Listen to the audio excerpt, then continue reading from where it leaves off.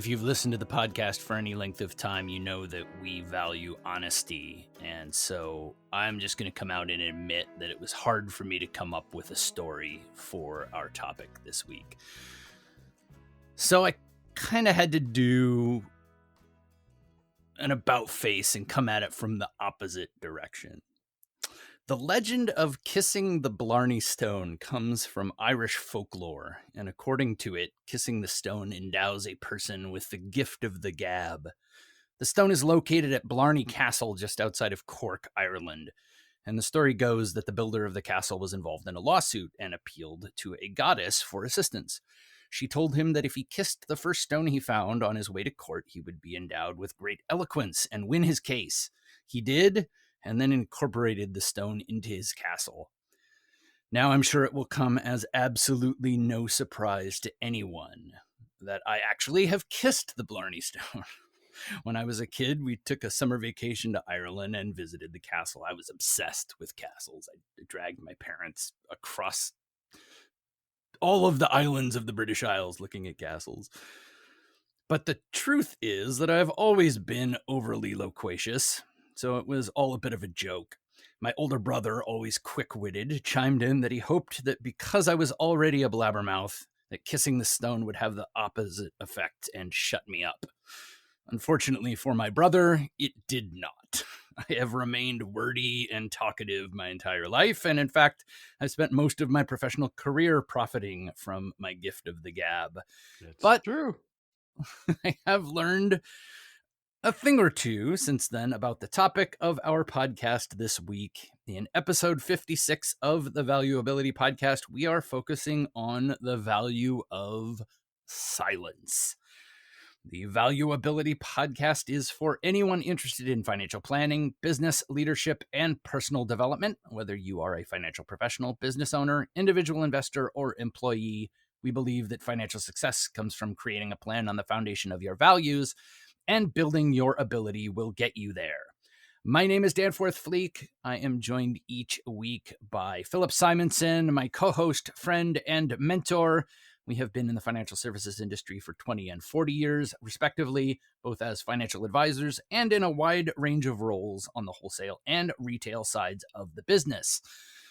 So, Philip, we have been starting off all of our episodes with definitions of the value that we're covering that week. So, silence as a noun is the complete absence of sound, but it is also a verb to prohibit or prevent from speaking. But the verb form, not the virtue that we're looking at this week. No, and I got a squid I have to get off my face before I can proceed with your opening Okay. story.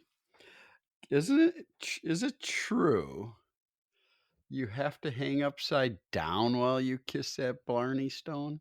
It is. It's not actually hanging upside down. So there's like a little gap. And so you lie on your back and kind of lean your head back over the edge. Mm-hmm. So it's kind of like if you were lying on the edge of your bed with your head off that. Okay. But there are two handle, they put in bars. But yes, it is over the edge of the parapet. So if you think about a castle tower, and then you've got I think they're called crenula, the little toothy things. Right. And the traditional rook has that bit that sticks out. Think of it that there's nothing on that little bit, and the stone is kind of the bottom edge of that bit that sticks out. So yeah, you're not like actually like dangling upside down like the the fish called Wanda, where he's holding the guy out the window by his feet. Like, it's not like that. But as I was I would have been 5 or 6 years old. I remember it very distinctly being really absolutely scary. Yeah. So so then with the definition, like you said, in Franklin, what was let's bring it back in context to what he meant by silence, and then how does it apply today? I've got some thoughts on that, but he in reading his 13 virtues and having read his autobiography and other books on him. This one on silence, was speak not, but what may benefit others or yourself. Avoid trifling conversation. And you think about there, I just used the word think. Uh, what's that old saying? Think before you. Speak. Exactly. Now, here's the acronym for our listeners. I'd like you to, if you like this, you can write it down. The acronym's THINK, and it's a useful acronym to help you practice this silence and how we have just defined it as Franklin defined it. It hasn't changed much since that time.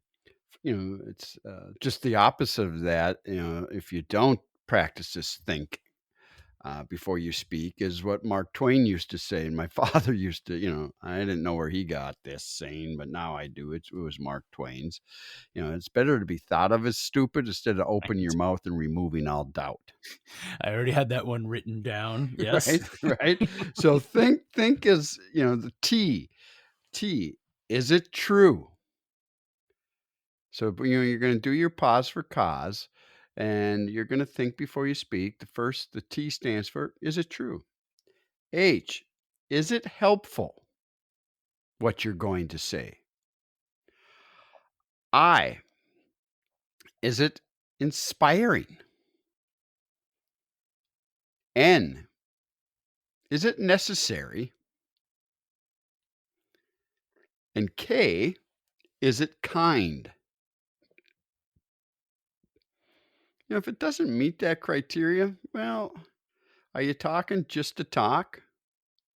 Because words, as do have purpose, and at the end of the day, each and every one of us has over 1,000 messages we're sending versus be it verbal or nonverbal. So, okay, what do you want to stand for at the end of the day, and how people think about you? Practicing this think will certainly help help you out in being seen as a person who um, is a bit more enjoyable for everyone to be around and is someone I can learn from. Well, I think it ties a bunch of other values together, right? Like a number of those things are taking that moment, that pause for cause that Mm. you refer to, and putting what you have to say in reference to other values that you hold. Oh, sure. Kindness and inspiration and being helpful are values that you hold, and seen as obviously kind of universally well thought of values and characteristics. Then it's giving you that moment to, yeah, and you know me, I'm as bad as anyone about being bluntly truthful, but also kind of blurting things out. Actually, it's what I spent quite a while thinking about the opening story and trying to come up with an episode from my life where I've done that. And there are a number of them out there that I just wasn't entirely comfortable for a number of reasons sharing Mhm, with mhm. folks, but it's definitely something that I think those that know me would say, I don't varnish things. I can sometimes speak before I think, but Well, we all can, particularly when it comes from the emotion of anger or excitement. Uh, passion, a lot of times with me, it's that especially when I was younger, when you first got to know me, as we've talked in previous episodes, where I kind of just had that laser focus of, well, and I actually probably one of my worst set of offenses would have been when our friend Alicia Grossman came to work with mm, us, still very young, and she was, very want to say on the progressive edge in business. I remember her. She was the one that pushed us to get email. This was 1996, so we didn't have just business email, and I kind of tossed that aside. It's one of the things that I throw out there as the kind of biggest glaring mistakes I made of email. Who's going to use email?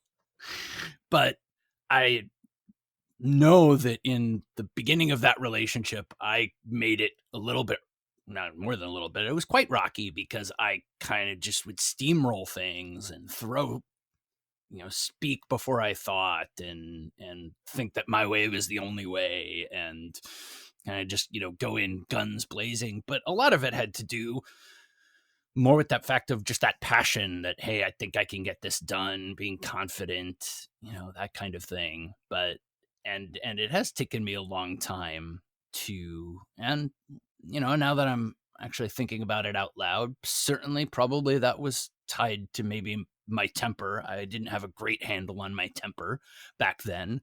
So, that certainly could have played a role.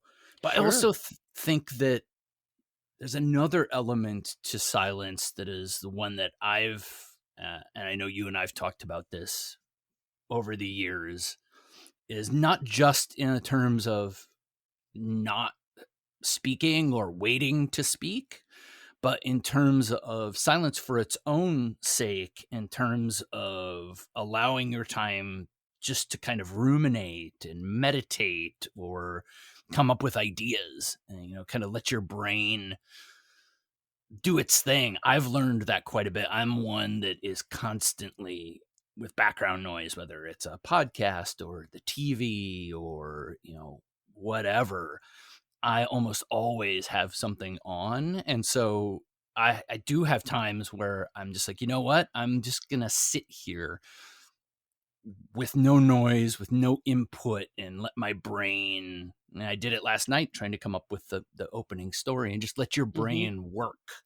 Powerful. And it can allow those, kind of maybe a goofy way of saying it, but allow you to hear yourself outside of all of the noise going on around you. Well, especially today, with, the cell phone, and there's no etiquette around that cell phone, and we're learning it, and the internet, but, before I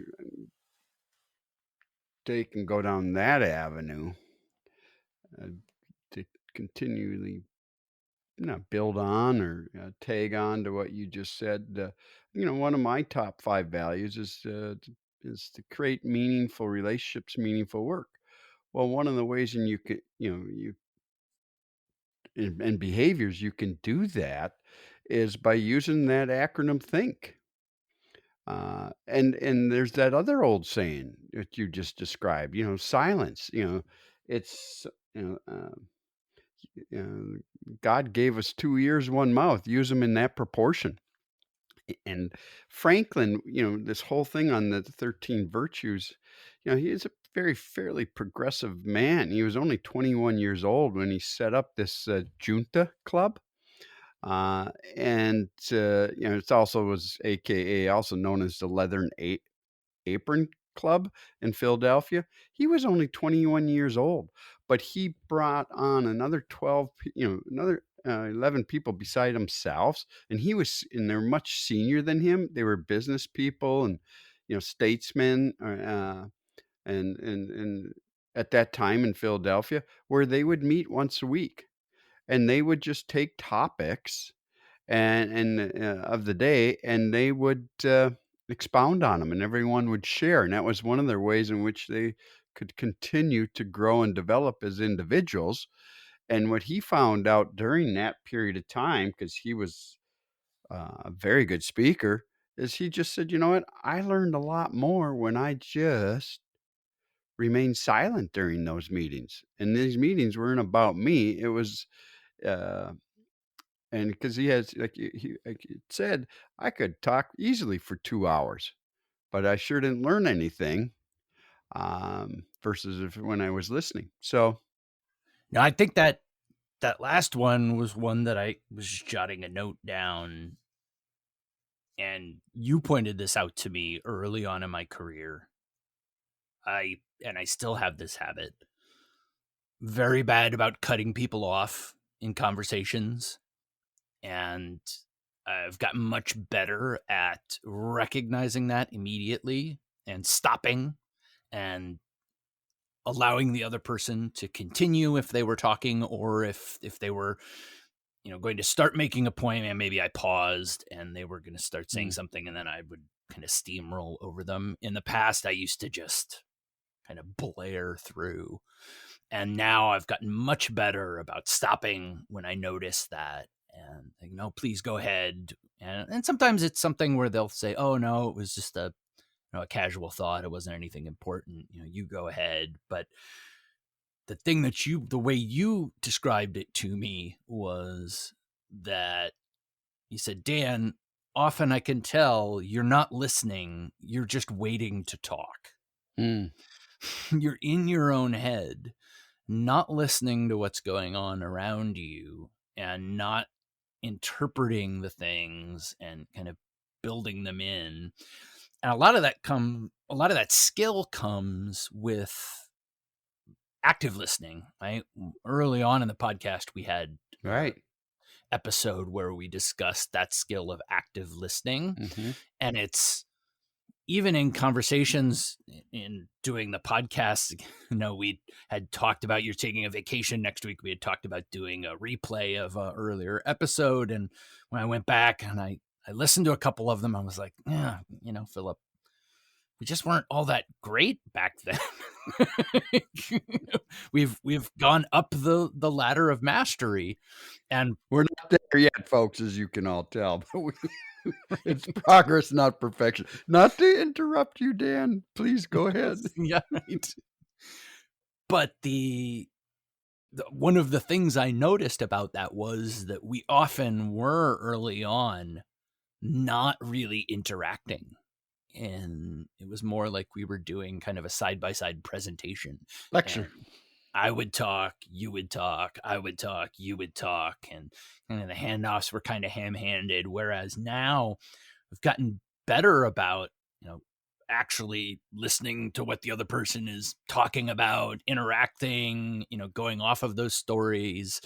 And with, especially in management roles, I've Mm. found it's incredibly powerful to repeat back to your team. Okay, so if I hear you correctly, Alice, this is your suggestion. And, it's giving them, name credit, whether it's an idea but it was also pointing out very specifically that you have heard them and listened to them. And Dan, that many of our listeners probably have read, and if they haven't, I'd highly recommend it. This, Stephen Covey's The 7 Effective Habits.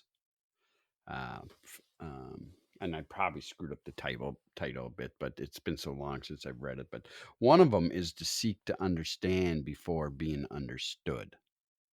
And that's just what you described, versus the opposite is what you were talking about earlier. And many people get into this, is what I call the mental judo game. First, I'm not listening to the person across from me talking. I'm playing the mental judo game. How can I quickly counter what he or she is saying? Because that's all judo is, countering the other person's moves. So you're playing 6 inches between your ears. It's your self-talk. You're actively listening. You're semi listening, but you're thinking about your counter punch, or how you can brush it aside and not take the brunt of that force. Versus totally listening is, and seeking to understand, is where you can repeat in your own words what you think you've heard them say, to the point where they say, yes, you've heard me. And boy, that's where the power is. Because now if they say, yes, you've heard me, they felt they've been heard. And even if you disagree and go down a different path, you can do it in a manner that, where you're not, of course, not, don't be disagreeable in the way in which you do disagree. Uh, so you do that, of course, professionally. Um, Try to maintain your tone, but you've also just said, "Hey, here's what I think you said. Did I hear you correctly? Yes, you did. Okay, beautiful. That person feels they've been heard. Now you can disagree without being disagreeable." And too many people wanna use the vulgar. Too many people want it's not necessary. Too many people today, they hide be in on the internet. They're not even listening now to words. They just are quickly trying to outdo each other in those blogs and, posts. It's ridiculous. They have no filter because, you know what? You don't know who I am.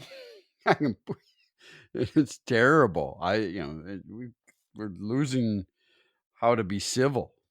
Well, and it also is important to remember this is one of those almost Yogi Berra isms, Mm. right? That communication is about communicating, right?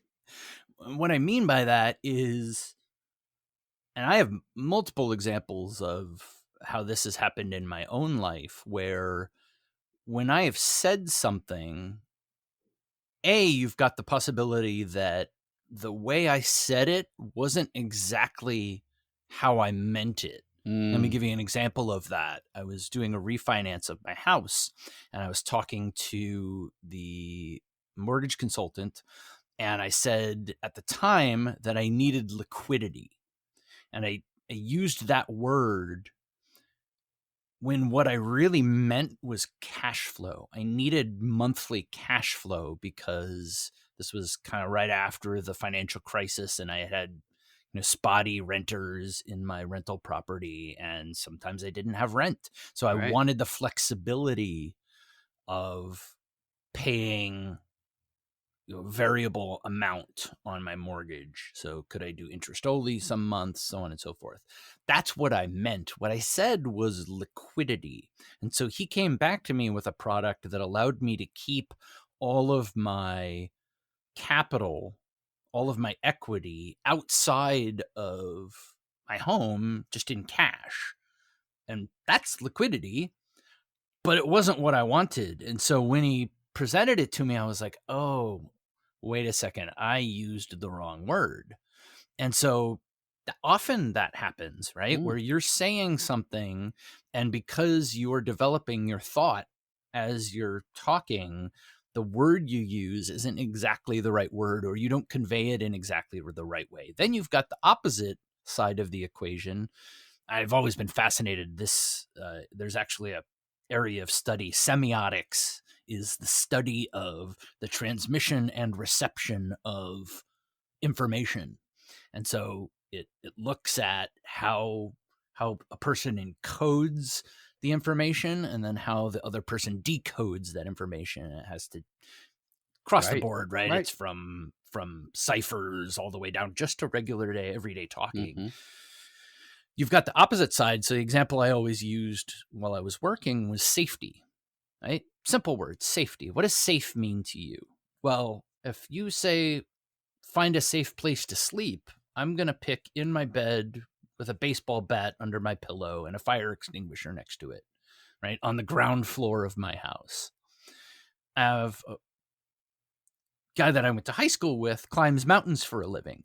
He bolts a piece of plywood into the side of a mountain at 3,000 feet and unrolls a sleeping bag and sleeps there on the side of a mountain. And he thinks that's safe. I would lie there and snivel all night in that You and I situation, right? both. But that's safe to him, not safe to me, not So safe to many people. no, no. But I don't know the frame of reference of the person that I'm speaking with necessarily. And so you're making a lot of assumptions there. And that's where that active listening process really comes in handy, Mhm. because it allows you, and just to point out there, there's no coming from an analytic who always wants to be right. It's really hard to get over the the need that I've always got to be right. I Yeah, yeah. remember that the goal of whatever you're doing is to achieve your combined goal. So how the communication goes, this was one that took me a long time to get over. Like, I would bicker about, well, I sent you this email and this is what I said in that email and this is what happened and da da da da da da. Like, what does that have to do with us getting to our goal? Well, nothing. But I just want to be right. Mhm. Well, boy, I've got you just I like where you're going. That one just at the very end just reminded me what Lisa taught me. I just want to be right. Well, sometimes you got to ask yourself the question, practicing to think, in which you can do if you learn how to turn on the pause for cause button. Would you rather be right or would you rather be married? Would you rather be right or would you rather have the relationship? Lifelong bachelor. I've made my choice on that one pretty apparent, right? I'd just rather be right. Yeah. Or or thank you for uh, uh so any relationship, then just change it, not necessarily the married. I've you Right? would you rather have the relationship? And so, ask yourself that question. And the other is um it's not so much what a person says, it's how they say what they're saying. If you're listening very well, and you're going to pick up on that tonality, or how they, yeah, their tonality. Is it, how is it coming across? Is it harsh? Is it soft? Is it gentle? Is it, does it have a biting tone to it? But if you're actively listening and you're practicing that silence during those stages, you're going to then know how to adjust and mirror and model to make for a more uh, conducive atmosphere and relationship to become more meaningful. So I always try, and maybe too much, maybe it's the teacher, the coach, but I do like in that acronym thing. Um, is it helpful? One of the things we try to do in our sessions here is to provide people with tips. What we get probably the most compliments on is, what, I got a couple useful ideas or phrases or tools that I didn't have uh, before listening to you, and I found that to be very, very helpful. And lastly, we've used this one before, but you said the word is, which probably the crux of this whole thing, and this is my last point, and is don't assume. Because what happens when you assume? I'll never forget, selling Lisa a bond fund the very first time. Just got my license. I'm going back to like what, 27 years old, and take her out for lunch, and I'm dating her, and I know she's got some money, and geez, you got the prime rate, Volcker, 21%. Interest rates are going down. You got inflation at 13 to 14%. I mean, I can sell her this, John New V, a bond fund getting 12, 13%. And thought it's a no-brainer. She should buy it. All of a sudden she takes the napkin, serviette, whatever you want to call it. I think it was a fancy enough place it could be called a serviette. And she writes down assume, and she flips it around, and she says, "What's that say?" I said, "It's assume." And she says, then she draws after the second S, she draws a line through that. Then, that's right before the U. Then, right behind the U, she draws another line through that. Here's my lesson to you, she said. If you assume, you make an ass out of you and me. No, I did. She had you right there, didn't she? Oh, she had me. I said, boy, maybe she should be in sales and not me. I learned, though. I did eventually sell her, but she got me, and that was a great lesson. And fact that she cared, she was willing to tell me that, and I looked at it that way. So sometimes hear what he means and not what he says is another favorite line of mine. Bill Bergstrom, a friend of mine, that's what he always used to say about me to others. Oh man, didn't quite get that, but he says, "Don't worry about it. Just practice this with him, and him being me. Just hear what he means and not what he says, and you'll do just fine." I love it. You're selling your girlfriend a bond fund.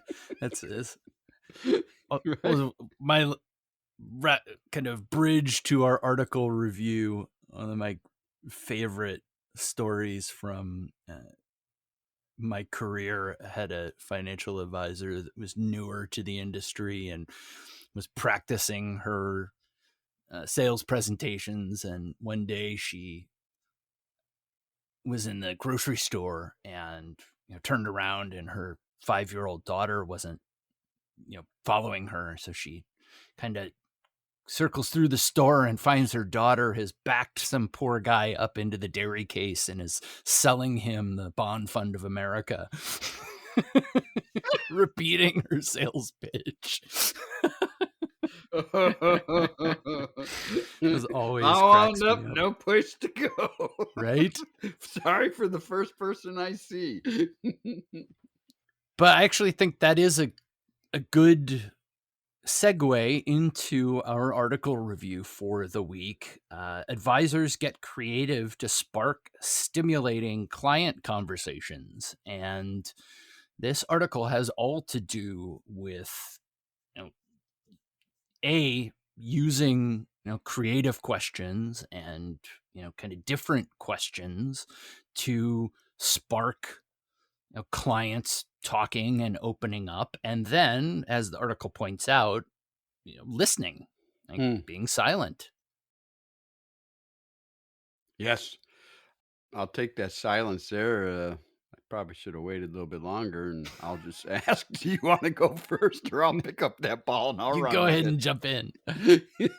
That was the handoff. As I say, we are less ham-handed about our handoffs. I should have been a little more, because I wasn't. I looked down and I wasn't even looking at you, if seeing your face. And uh, but the first thing, um,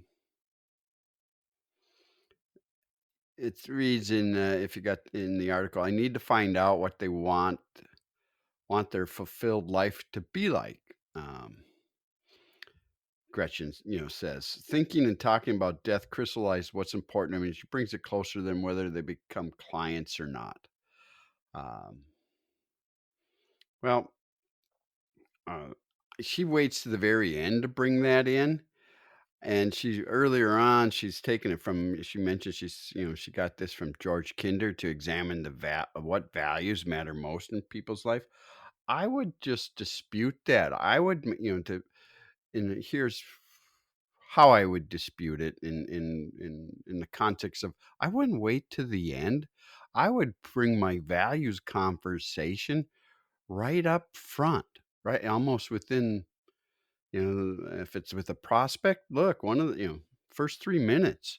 I'd want to find out and put them through an exercise this meeting here today. After I find out what outcomes they want, one or two outcomes they want from the meeting, I would want to find out before I can help you is what your top 5 values are. And because I want to align those top 5 values then to your goals and then help you make better decision making and obtaining these things that matter the most to you in life. So that my first little bit there is I think you want to create something stimulating, you want to create a differentiator, bring the values exercise into the very beginning of your conversation. Most people um, are gonna go, "What are you talking about?" Well, you take the lead. There's different tools. You can go to Think to Perform and pick up, that values exercise, Think to Perform .com. I don't know if we have that, a values exercise out on our website, Dan, but I would just share that's certainly one place they can pick it up. No, we haven't put that out there yet.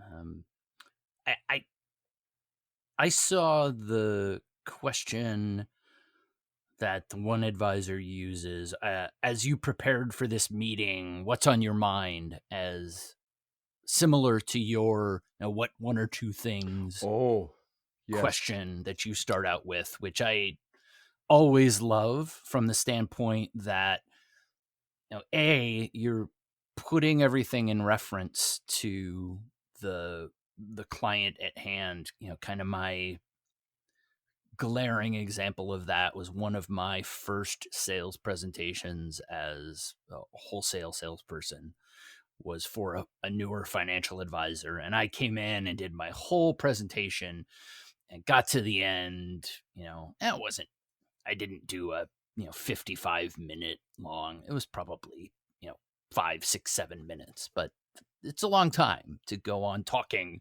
without asking any questions.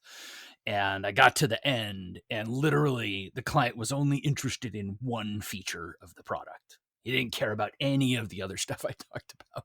And so his one question was, will it do this?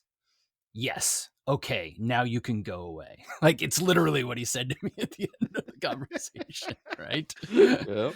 So, uh, some form of that question, however it's comfortable for you, is a great way to set yourself up for communicating correctly. Oh, so true. But Yeah. then the other thing that when I read this article over the weekend, I always feel like I can sense a newer salesperson, or whatever role it is that you're in where you're asking questions, have a fear of being different, right? This is really about creating stimulating and meaningful conversations. And most of the materials that you find out there have pretty routine sets of questions. Hmm. And I've found mostly in my life that yes, you may turn off a couple of people by doing something that's different, doing something that's imaginative, doing something that's creative, but you attract way more people on the other end. And the opposite side of that, that I always kind of use as my own reference point, is, do I really want that boring person that isn't going to work with me because I didn't ask the boring questions? That's not a client I want. And we'll bookmark that for next week's Sure. episode as There you go. well. Yes, yes, that's right. But especially in a business that has primarily focused on kind of old world, stodgy numbers focus, coming at it with human, interactive, engaging questions, I feel is always going to be a net positive in the long run. Absolutely. Absolutely. And because of it's like it's in the article, replace the predictable topics with surprise. You want to be unique. And I like this one piece they have in here, Dan, and it's the bonding with prospects is easier when you get a head start on getting to know them. If a mutual acquaintance refers them, try and learn about them in advance of the meeting. I would share with our viewers here, it doesn't, again, does not matter if you're a financial advisor, if many of our listeners have small businesses and they have salespeople, and the world isn't, something isn't being sold, the world's not moving. And 98% of all businesses are small business owners, 250 people or less. So that's why I think we get a lot of people listening to us because they don't work for a large corporation. This is where they can weekly pick up and learn a few topics. And the one I would share here it's what I learned a long time ago. It's called Bend Wimp, and then that's the acronym. And if someone's referred someone to you, practice the Bend Wimp with them. And the B stands for, what do they believe in? What are their beliefs? E, how do they evaluate? Is it based on facts? Is it based more on feelings? Knowing what you know about them. N, what are their needs? D, what are their desires, their dreams? Because dreams and needs are different. Just like as we know, wants and needs are different. Then the wimp, W. Do they have any recent wounds that I should stay away from? Could have lost their job, could have been a death, could have been a divorce. You might want to stay away from, you don't want to start off with that because if it's a still open, fresh wound and they haven't learned to move on from it, um, I'd put, I wouldn't start with it. That's the bottom line. I, what are their interests? M, what motivates them? And P, what do they take pride in? There's your bend wimp. You will get to know them a lot better by asking those questions of the person who's referring to you so that you then can take that and have a great conversation starter with using that information to uh, kick your initial meeting off. So you're using those questions with the referrer, the Correct. person that is making the referral to you. Yes, great Okay. clarification. Thank you, Dan, if I didn't Yeah, make yeah. that clear. Yep, hear what I mean, not what I say. Perfect. Yeah. The, also, the last little bit there is you can always default back to the boring questions. And especially in the industry that we've spent most of our careers in, you're going to have to ask the boring questions at some point, right? You're going to have to know how much their salary is. You're going to have to know where their assets are. You're going to have to know all of that stuff, right? You do need to gather that info. Know thy client. Yes. How you do that is important, but you can always default back to that. Everyone, if you've been in client facing business long enough, I'm sure you've dealt with people who you come at them with interesting and engaging questions and they're just not into it, they're not responding. Well, you can always default back to the boring. I just kind of the classic. I remember I was working on a phone bank and a guy called in and he had a very specifically Dutch name. His first name was Dutch. His nickname was Dutch, and he had a Dutch last name. And of course, can't help myself. I quip, "Oh, that's an Italian name, right?" No, it's Dutch. Right, Dutch. what do you got for me today? And you just default back to your boring questions at that point, right? If That's you are able and you can retract from it, right. I mean, regain. Too Yeah, too so too funny. Just those boring questions though, and finding out the suitability questions. This is more financial. I was going to say financial industry uh, scenario, but I'm going to even retract that and just say, look, at the beginning, those basic or boring questions, hold off to the very end. If you start out, where's all your money at and how much do you make and, what do you have here? What do you have there? That's all about the salesperson.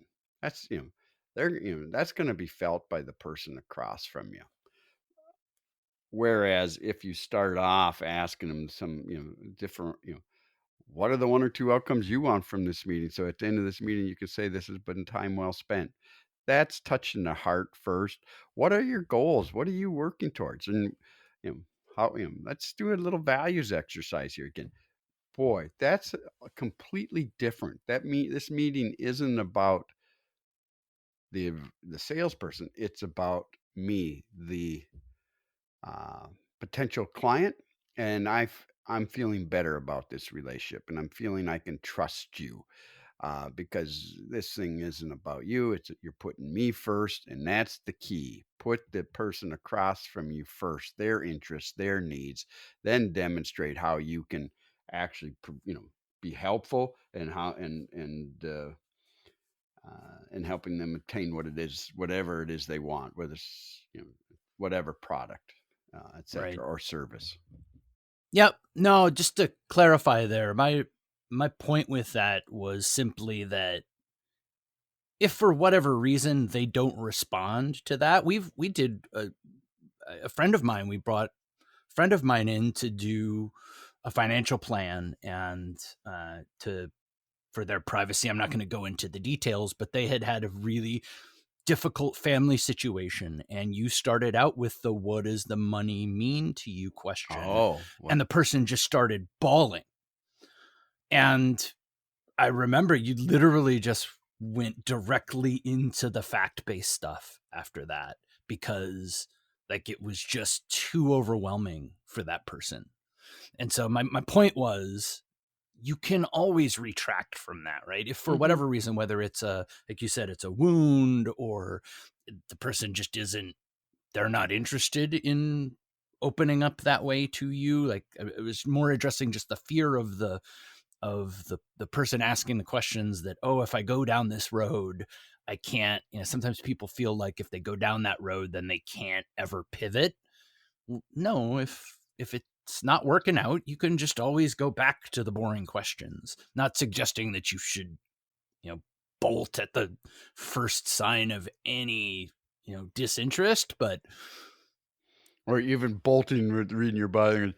Those tears, knowing what I know today, probably I can't recall that one yeah, in such scenario, but stay with it. Obviously, I've hit something that's important for that person to release.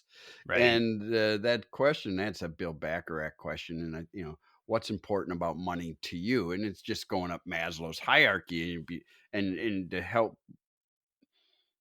clarify, as you're saying, words or values can have different meanings to different people. So a great way to ask, well, that's interesting. Tell me more, because security can mean different things to different people. What's security mean to you? And that what makes them go internal again and continue to climb up the old Maslow's hierarchy and get and you're seeking and getting clarity along the way. But they're feeling they've been heard, and it's not manipulative, it's very good questions, um, to help determine, what their key values are and what their goals are and what they want. right. I've got actually a story that came to mind that would be a good place to wrap up for the week. I had two clients, husband and wife, and in this specific situation, the husband had been the more interactive of the two, and the wife had been very reserved. And we had done we were doing an income plan. They were getting ready to retire, and we had done a kind of the need, fund, love model of a budget. Right. So, what are your basic expenses? What are your lifestyle expenses? What are your the assets that you're going to want to maybe pass on? And I had a worksheet that was built that way, and they had written in travel on the need section. And I got the worksheet from them, and so I was looking at it and kind of reviewing it, and then I circled the travel, and I put an arrow down to the fun section, because in my mind travel is not a necessary expense, even though I probably should have noticed that it was in the fun section. They specifically wrote it into the needs section, but it didn't click in my mind. So I kind of circled it and I put an arrow down, and the wife, who had been silent until this point, reached across the table and snatched the pen out of my hand. And I was like, whoa, obviously I did something there. So I said, whoa, tell me about that. And she said, well, that specifically, you can see there's other travel in the fun section. That is specifically to go see my grandson in Phoenix. And if I don't get to do that, there's no reason for me to retire. Like, oh, interesting that she took me there. I wasn't really Mhm. looking for that. And so again, that's a point where the question would have worked, right? And probably to wrap it all up, back listening a little bit rather than assuming and blasting forward.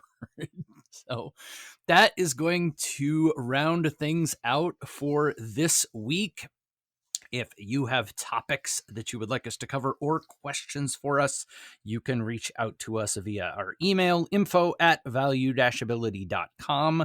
Again, that's info@value-ability.com. Or you can find all of our social media links, Twitter, Instagram, and Facebook links are all at value-ability.com under the Contact Us tab. Wherever you find your podcasts, you will find us, Apple Podcasts, Spotify, Amazon Music. We are on all of the top podcasting platforms. We also have a YouTube channel. Search Value-Ability on YouTube to check us out there.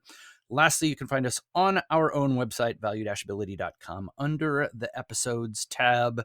Wherever you find us, please like, review, subscribe, and share. We continue to build our listenership, and we want to thank each and every one of you for listening. Next week, as I mentioned earlier on, Philip is going to be taking a vacation, so we are going to have a guest host on for episode 57.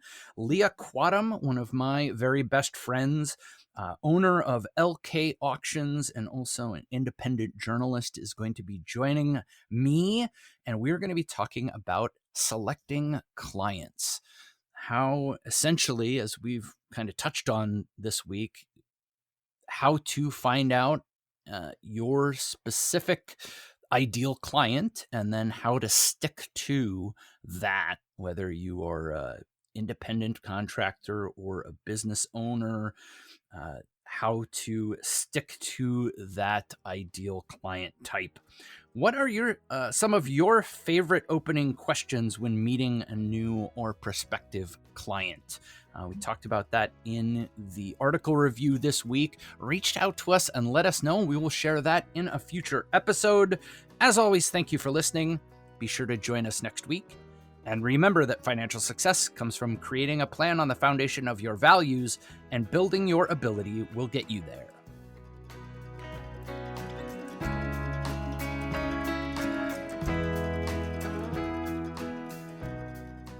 This is a podcast collaboration, not a peer-reviewed journal or a sponsored publication. We make no representations as to accuracy, completeness, correctness, suitability, or validity of any information in this podcast, and will not be liable for any errors, omissions, or delays in this information, or any losses, injuries, or damages arising from its display or use. All information is provided on an as-is basis. It is the listener's responsibility to verify their own facts.